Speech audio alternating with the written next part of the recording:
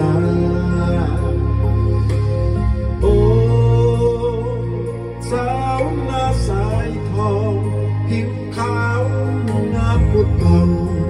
ขอหักน้องหักสาวบ้านนาสายใจไม้ไว้แนบในอุราจากเวียงจันทร์สอหาไอ้ดันดนมาเพื่อหวังไมตรีโอ้วันน้องเอ๋ยอย่าลืมตัดไมตรีไอ้ขอฝากชีวิตฝากความหวังดีกับหน้าสายทองตื่นเช้าไอ้จะไปไถนาพอตกแรงมาไอ้จะหาปลามาให้น้อง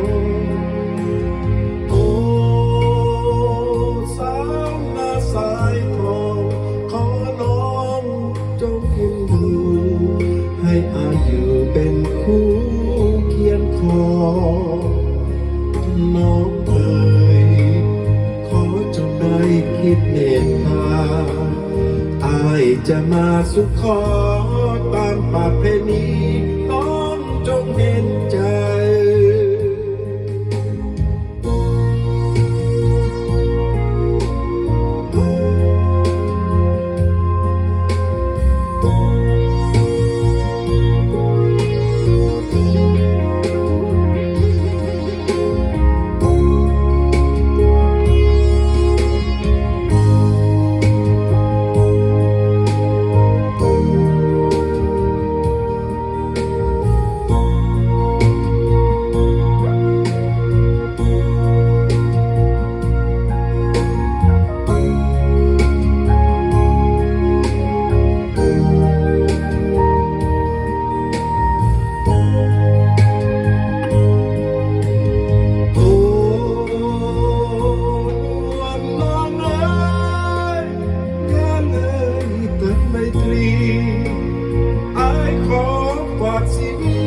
ฝากความหวังดี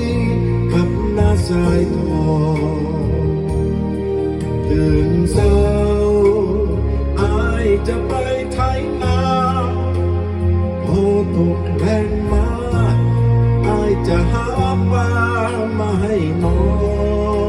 งโอ้สาวนาสายทองขอน้องจงเอ็นดูให้อายุเป็นคู่เคียงคอน้องเอ๋ย